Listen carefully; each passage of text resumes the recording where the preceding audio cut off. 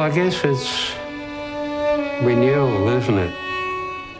Part of the renewal process. Sad to see them go, but necessary for renewal. The ceremonial fire itself was a fitting way to move from the old statues to the new statues. There had to be some way that we said goodbye. We had to complete with the old statues. Leaving them as is and just letting them rot felt wrong, felt disrespectful, as did putting them away into storage and, again, letting them fall apart because they were quite delicate. People, when they hear that their favourite sculptures are going to be burnt, just immediately jump to a feeling of distress about losing something. But actually what happened at the ceremonial fire was, it was a great gift to the people who loved these sculptures so much. Being there all those years ago when these statues out of wood were first created, and being there on the night of the ceremonial burning to see it all set up, and then the flames and the veterans involved and the reaction from the crowd was pretty good. Well, all the blokes that I know were just absolutely wrapped in the whole idea and the whole thing. And the people there watching it all was just amazed. To see the statues, one that was on each corner, to see the flames around it, and it showed the outline of the person. It didn't worry me that the sculptures that I had originally created were getting burnt. It was very spiritual, and it had a really lovely feel about it, very sentimental. We had printed up poppies that people could write on because they're just such a great symbol of remembrance. And we asked people to write messages that they would like to send out. I wrote one to my grandfather who was in World War II. And so they could see the various connections that were being made between cremation, the symbolism of fire, saying farewell to something or someone, and how that all comes together. The old sculptures making way for the new, mixed up with messages and hope and love. All those who were there will certainly remember it for years to come, and I think the memories will come back when they see all the new pieces.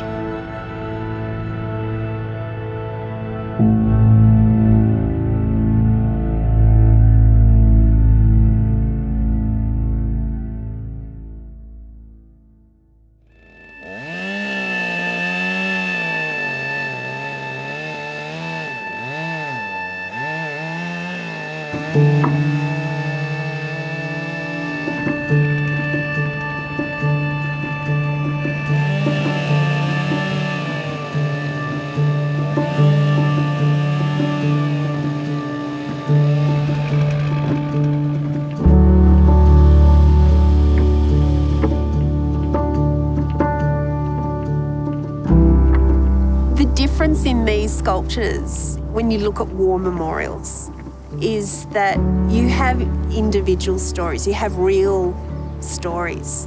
And sometimes those stories are best for giving you a general sense of what it must have been like, what it is still like for people who've been in active service. If you took a photo of Bill back in 1970, whatever it was, and translated it into a sculpture, you would get one idea of Bill. What the sculptures have done through Amanda's translation of them and then through Hikaru actually carving them, have told Bill's story over time.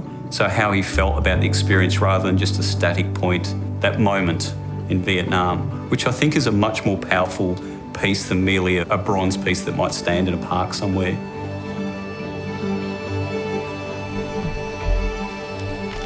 Art creates conversation and brings together so many different groups in society. To bring all different ages and diversities in social groups together, to acknowledge sacrifices made by soldiers that didn't return, soldiers that did return, is really important because as our generation grows older, those sort of stories die off. So to have a wooden sculpture like this will continue that story for so many people. They're not so much about the fallen as they are about the ones that came back and the ones that had to wait for them. A very important factor is that they actually want their stories to be told, because a lot of them are still covered by the Official Secrets Act. So a lot of people may never know, or they certainly don't know what they've done. So if they're conscious of public art sort of being out there representing and saying thank you for their service, then that's very important. They can see that you get it. They can see that their story has been understood and expressed, and kids want to talk about it. People want to talk about it. It's extraordinary. It's what makes this series of sculptures absolutely special and unique.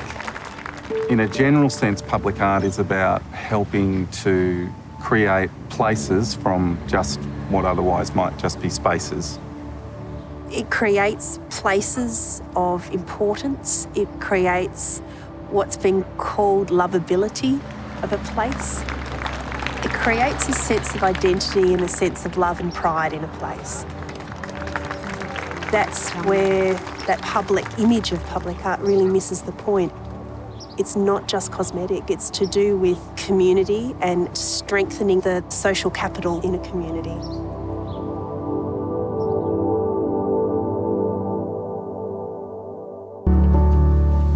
We had to come up with a way to capture the sort of stories that you don't get just by meeting someone in a park at a council event. So we worked with writer Neil Grant to come up with some workshops to assist people who have these stories to get them out of their heads and onto paper. I started out showing them a few writing techniques, such as showing and not telling, writing with the 5 senses, and then I got them to apply them to their own stories so that they could use different, mainly fiction techniques, but in a non-fiction way. The men that attended really wanted to get their stories down. They really wanted to improve their writing. They wanted to be able to be good storytellers. And Neil has a rare talent for getting people to understand narrative and good storytelling. There were a couple of surprises along the way. Certainly the honesty they brought to their own stories, it was quite amazing the way they could open themselves up in that way. And I think that's one of the strengths of this project, is the ability for the veterans to tell their stories in their words and show people what war might mean on a very human level. So that was quite an amazing outcome, I guess. There was a period where I was writing poetry, not very good, mind you, and not even the family liked it. And I wrote so many, and it was great to go to the workshop and have someone like Neil sort of, look over it and give me some tips and things like that. I liked the spontaneity of things, the way you could just give a subject and then just write. And I found that I didn't have a problem writing stuff about anything. Far more spontaneous sort of writing than I usually do, but I guess you get something out of that too. You get the raw stuff.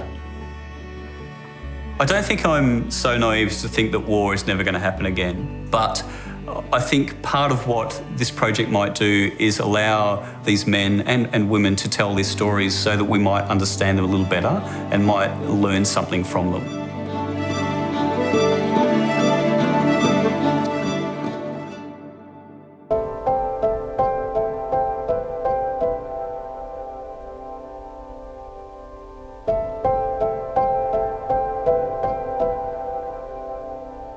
The day I was called up, my brother died in Rabaul, and he wanted me to join his unit when I got into the army.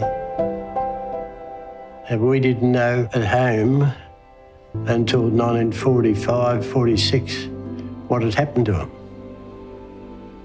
They thought they were going to the Middle East, but they were dropped off at Rabaul. And on the 22nd or 23rd of January 1942, they were invaded by the Japanese. There's over 10,000 of them there, and there was probably 1,200 Australians. And they were given the order of every man for himself. Go for your life, sort of, make your own way. Well, I don't remember a lot about it, apart from the fact that I was unconscious as soon as the bullet hit.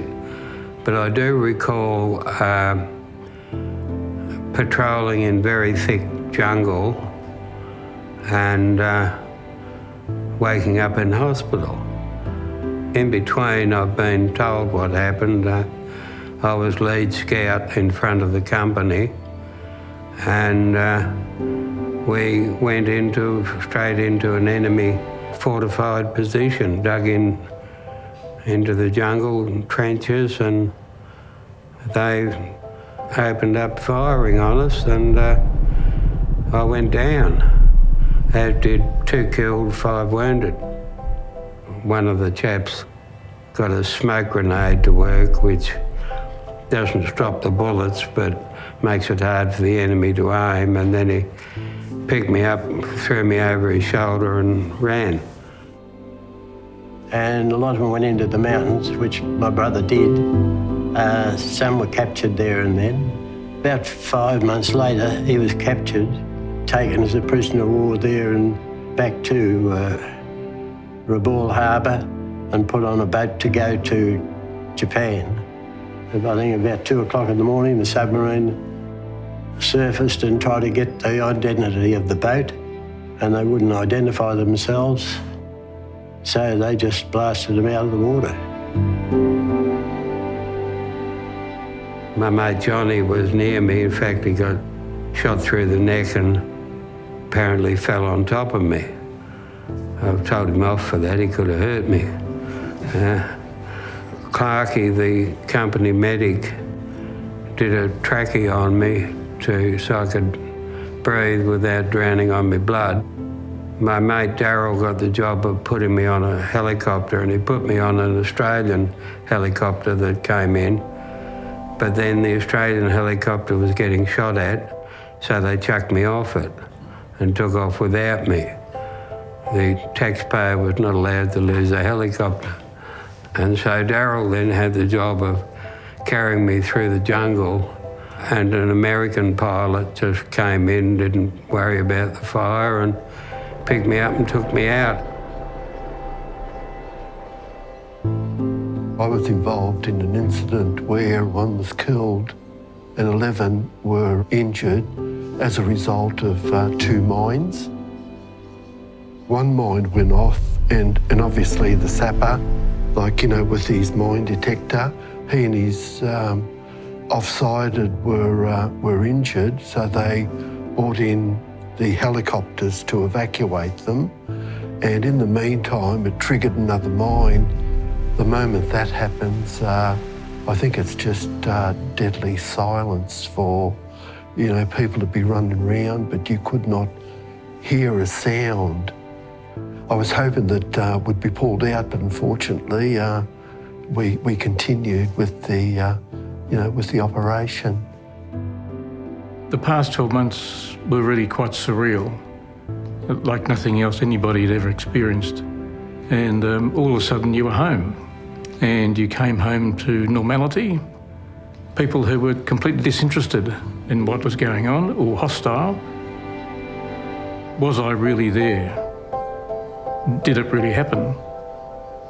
I landed at Sydney Airport on a Hercules at about midnight in uniform. And the last that anybody said to me in the Army was, just forget about the last 12 months, mate, and get on with it. I remember when a lot of the men returned home and they were given welcome home parties, and the day the war ended, we just left everything and caught the tram into Bendigo with people hanging off of it. There's so many going in to celebrate that the war was over, and we marched and danced around the streets. On the first week, when we got our phones, I was able to call home, and I'm not ashamed to say I was quite emotional when I rung Dad, and I said, I don't think I can do it. And his words to me were, my son's not a quitter, and then hung up. And that'll stick with me forever, and it was the harshest but most truest words he's spoken, because it's true. I haven't closed it off. It was many years ago. I was talking on the phone to a Vietnamese chap, another solicitor in Footscray, and And he said to me, Bill, you should go there for a holiday. And then he added thoughtfully, he said, we won't shoot you this time. Vietnam was not a tourist destination then, so I didn't take him up on it, but one day I might go there.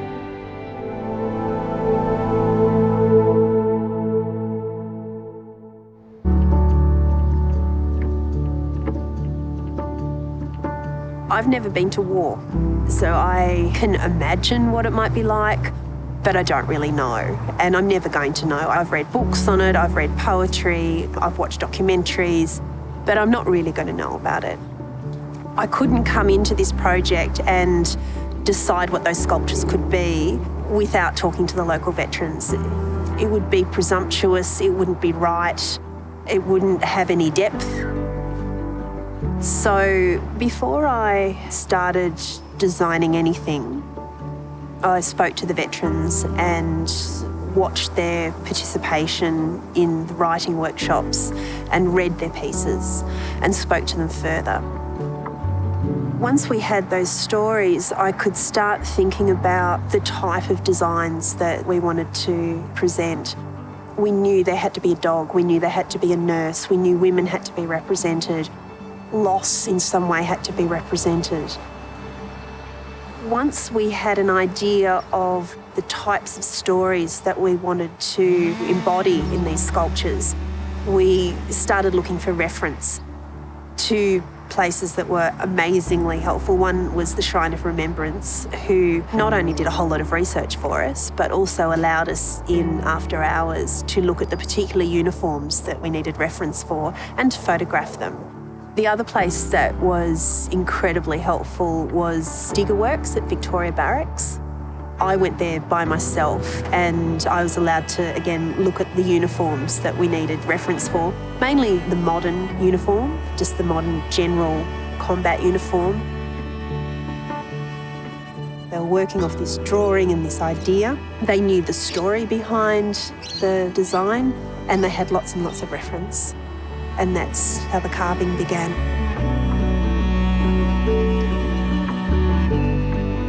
It became clear from the designs that Amanda was developing that these were going to be quite complex and detailed sculptures.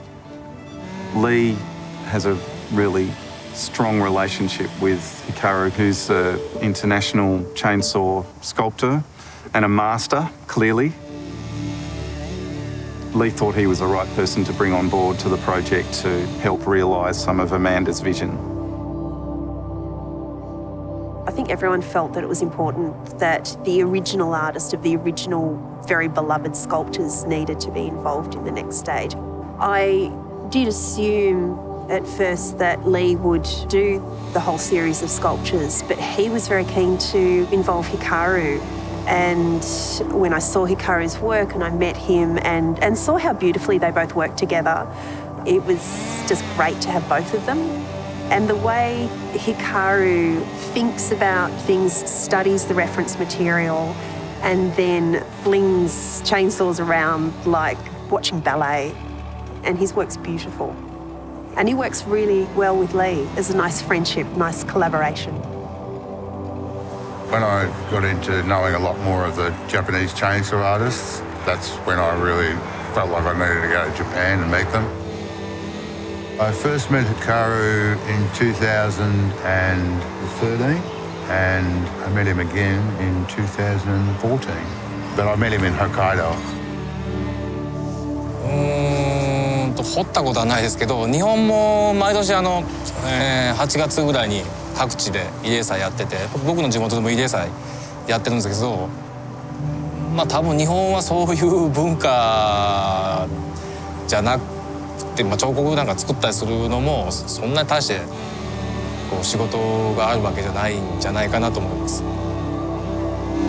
なんか第一次世界大戦の時にはこう連合国で日本とオーストラリアってこう手を組んでこう戦争してでだけどその第二次世界大戦では敵国になって戦った中でかなりもう日本がこう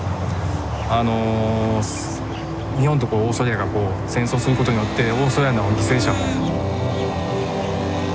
ことに機会を与えてくれたオーストラリアの人たち、寛大なオーストラリアの人たちにすごく感謝してます。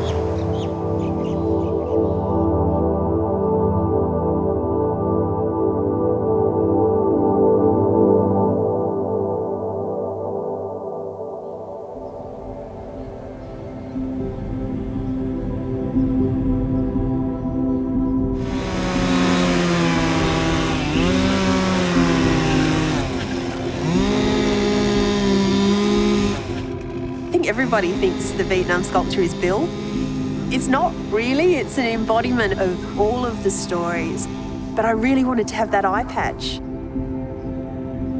I see a lot of anguish that Bill felt and that he felt that needed to be told happening in that piece.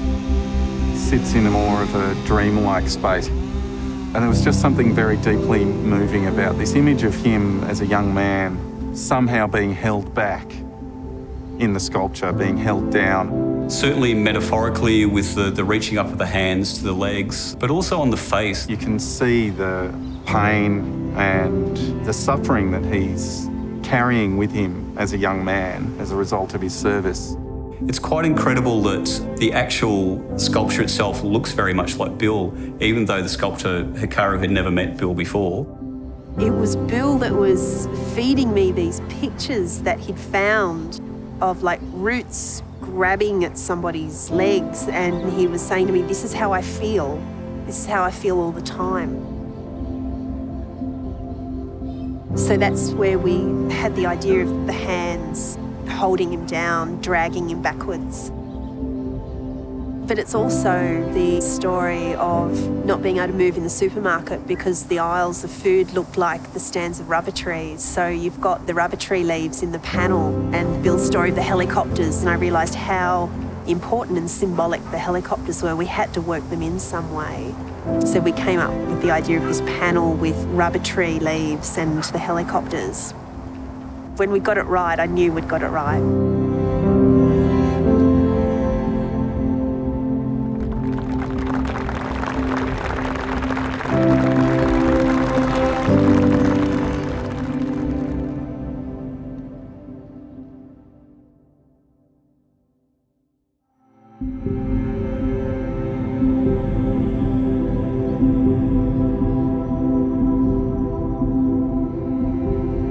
They were all black Labrador dogs, come from local pounds around Sydney, named after emperors of Rome, the whole 11 of them. Like there was Caesar, my dog Justin, that was named after Emperor Justinian. He was just a lovable dog. He loved the pat and the cuddle. Put a bit of normality into the place, just to pat a dog. They're credited with saving many, many, many lives. They were actually combat tracking dogs. They would come in by helicopter, put to the scent, and off they would go. They would stop and point in various ways. You had to know the dog. He was shell-shocked when I got him. He was okay pointing and all that. Once a couple of gunshots went off, he went rather silly. He was handed over to a merchant banker in Saigon. Yeah, I think he was a Pommy. And that's the last time I seen of the dog. And what happened to the dog after that, I just hate to think. It was all pretty sad for me, and to see him behind me now is pretty special. When Lee was carving Justin, it was really hard to find the right sort of Labrador that would sit still enough for me to take a photo. A few people had fabulous local dogs that modelled for us for a liver treat, very cheap. So Lee got those references. Roland is a brilliant blacksmith, and he wanted to get the collar just right. So I managed to find some photos, and he got the stitching right, he got the D-shackle right. Everything on that collar is authentic. It's amazing. And it's made out of stainless steel. It looks like leather, but it's actually stainless steel.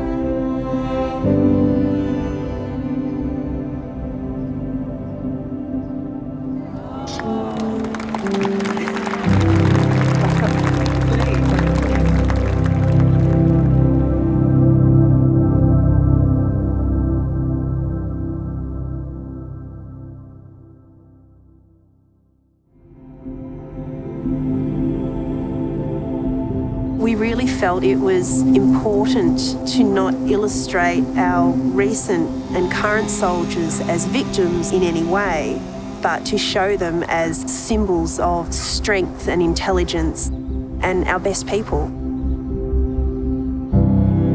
The modern combat sculpture, which illustrates a man in the Afghanistan uniform, a woman in the East Timor uniform, it's not about PTSD at all. It's about strength, it's about ability, it's about focus. You can see the faces are very focused, the stance is very strong. I'd like people to be in awe of the amazing art, but also inquisitive, so they learn about why someone's gone to the effort to do this, the story behind it. Admire the artwork, but question what it's about. Some people want to engage with them on their very own level, so they want to feel like the dog is their dog, or the Vietnam vet is their uncle, or the modern combat soldier is their aunt. They can transpose any of their stories onto these pieces.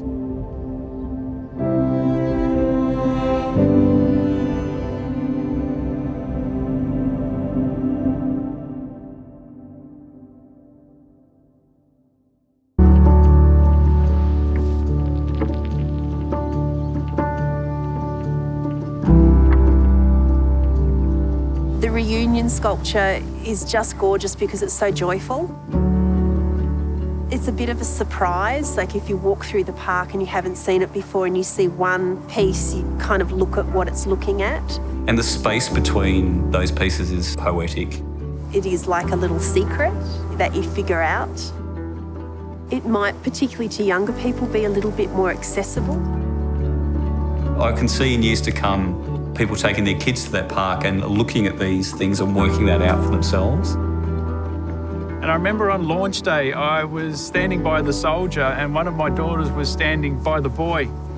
And she actually started running up towards me, and I thought to myself, wow, it struck me that if I had have been away from my daughter or for any length of time, that would break my heart, let alone the things that I would have seen and experienced.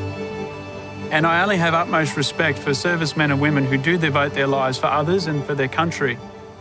To do that as well as sacrifice your family and everything at home. And that's why I think this project has been called Homefront. It's about how does the home front survive and what happens at home while there is the conflict and servicemen and women are overseas.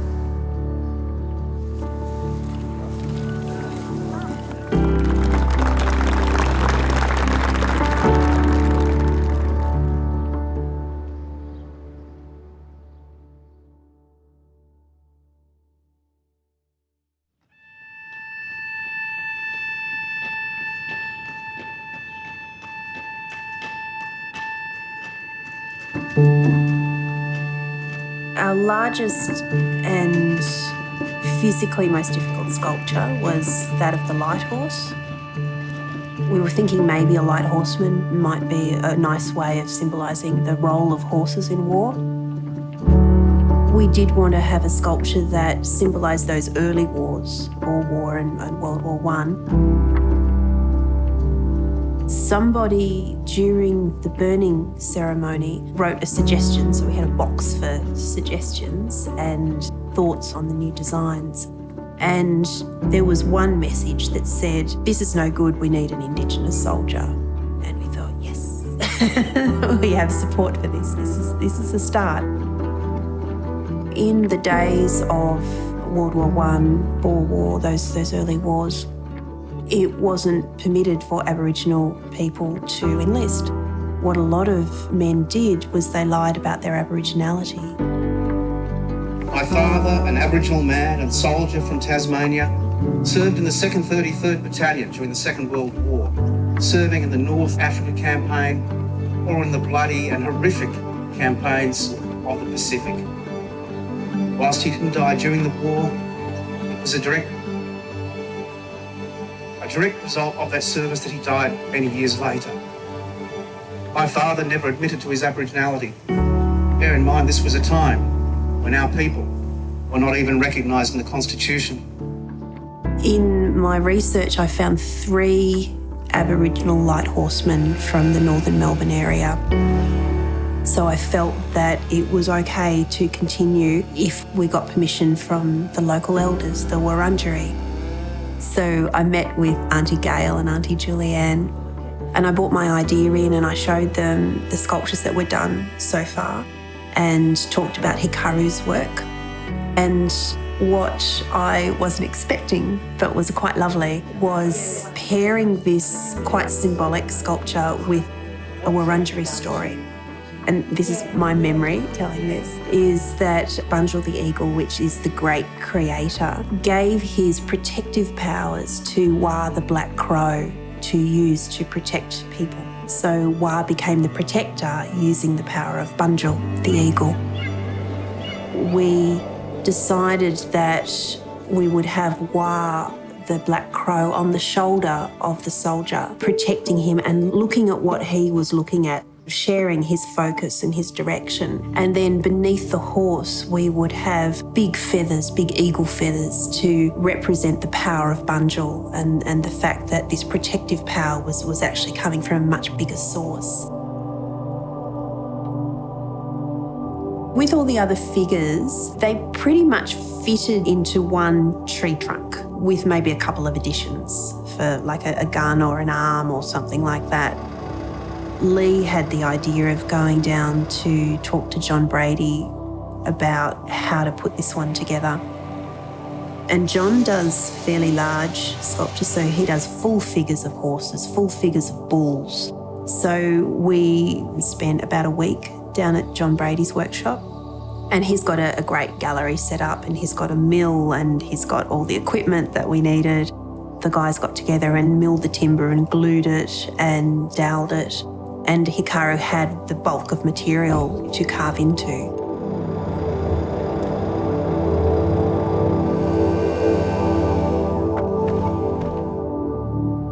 It was John that actually ended up carving Wa, the black crow, and he gave that as a gift to us, which was a very lovely thing to do. The most difficult thing with this sculpture was the forging. You've got hot steel being fitted onto a wooden horse without burning it. So Roland had to forge part of the bridle and then cool it and then fit it to the horse and see what else had to be forged, and then heat it again and then rebend it and then cool it and refit it. It was very, very intense work. He got all the buckles right and all the stitching right. I think there was about 70 hours that went into the forging of that bridle and the reins. It was a phenomenal piece of work. And not many blacksmiths could do what he did. Because it's such a complex piece, that bridle, and there's a lot of metal in it, it gives the piece a sense of gravity and power. Hikaru certainly has that in the wood, but then the metal as well gives it greater emphasis. It's a really stunning piece.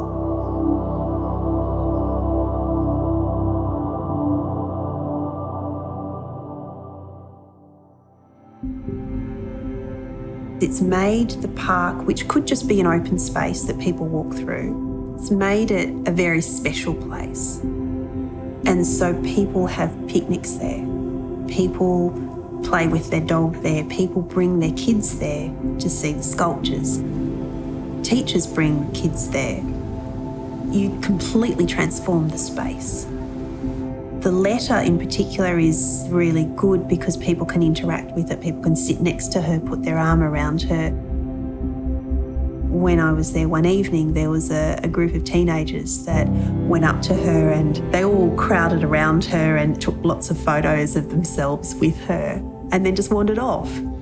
It was really nice. And that's what a public park should be. Somewhere where people feel comfortable and they want to go and they want to spend time. Originally, half the park bench was going to be out of a full block of wood, and then it was going to morph into a regular park bench. Because of the way the wood was, that didn't quite work. In the end, we cut her off completely from her base and just made a separate park bench. Roland made the entire park bench, so he did the wood as well as the steel pieces at the end. We were both in the Botanic Gardens and Roland noticed the park benches, and I thought, that's the shape I'm after. That's what I've been looking for. They have a really sort of a 1940s look to them. Their lines are really beautiful. We used those basic shapes and that look and created something based on that.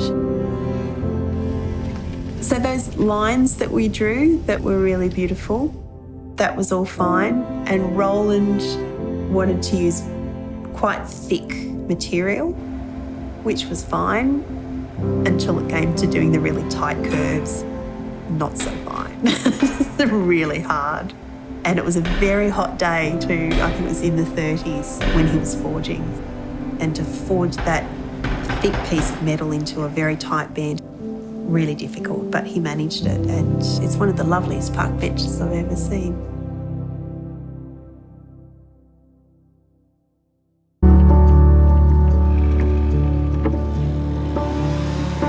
The reference material that I gave Hikaru was of sailors from World War II to show their uniform, also photographs that I'd taken at the War Memorial in Canberra. When we think of pilots, we often kind of go to that look that the World War II pilot has. I don't know whether the naval uniforms have changed too much. My grandfather was a leading seaman in World War II. We actually used his face as reference for the sculpture of the sailor. It's very hard to find World War II veterans. We had one, which we spoke to, Ron. His story is more in the other sculptures. I think his stories are represented in other ways. We wanted a plane propeller to represent the Air Force next to the pilot and a ship propeller to represent the Navy. And I just thought it was a nice pair of things to put together to look at the two different propellers. The ship propeller is fairly generic. The plane propeller is really different depending on which aircraft you're looking at. So we decided to have an Australian-made aircraft, which was the Wirraway. And the Wirraway did serve at the very, very end of World War II. Roland hand-forged these, which again is an extraordinary thing. They're stainless steel and they're forged. It's quite heavy work. He worked for a couple of days in the forge. And then, of course, he had to polish them and weld them and repolish them. So there's a lot of work in these. The shape and the pieces on them are quite authentic. Other blacksmiths have commented on how good they are.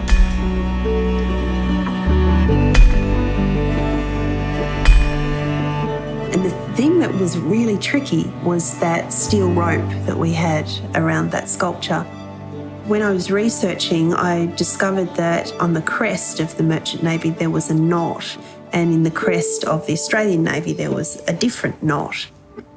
The Navy has a surgeon's knot, and the Merchant Navy has a really pretty knot. It's called a carrack bend. It's almost a little bit like a Celtic knot.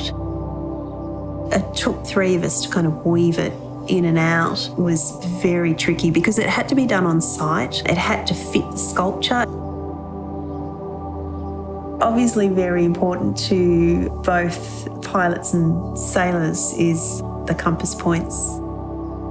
The tree trunk is not perfectly round, so all the little hollows and everything mean that east might be on the east side of the trunk, but it's not actually facing east because of the shape of the trunk.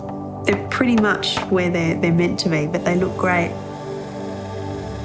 The interesting thing about the sailor is that we figured out where Station Pier was in relation to Greensborough War Memorial Park, and so his gaze is towards the direction of Station Pier. So Station Pier was where the naval ships would dock and the sailors would board. That's why he's looking in that particular direction.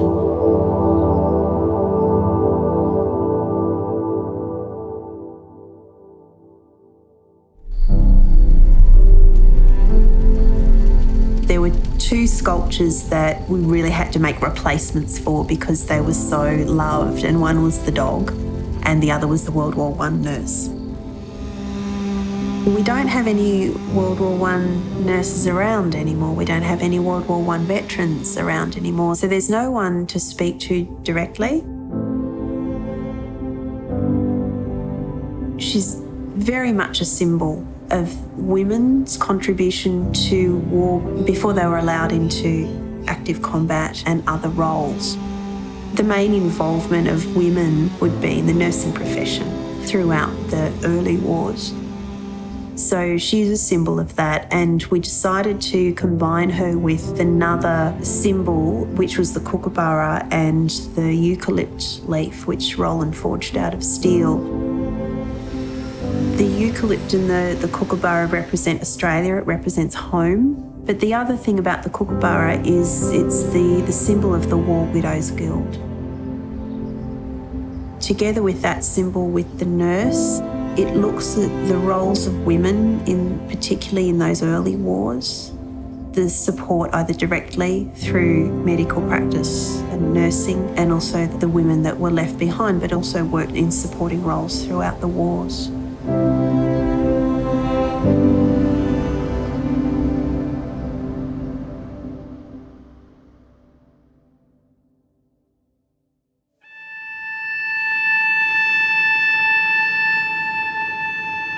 To have figures with such expressive individual faces that are depicting real stories, I think makes this series of sculptures quite profound. The great thing about having Hikaru do the human figures is all the faces look different. They all look like they're about to move. They all have such amazing expressions. All the expressions are different. That is testament to his ability as an artist. I just love that serendipity and the way things connect, how deeper meaning grows beyond the vision of the artists even. I think people, when they engage with a piece of art, and these are pieces of art, they manage to fill those gaps in with their own ideas. To connect because they can see that emotion. The entirety of a formal war memorial is that huge scope, the overwhelmingness, because you don't stop and read every single name. The difference with the Homefront sculptures is it removes that anonymity. You can feel those individual stories. You can feel for a particular figure in that collection of sculptures. It brings those thoughts of conflict to individual experiences, whether they're at war or at home waiting for somebody. I think that human element is quite unique.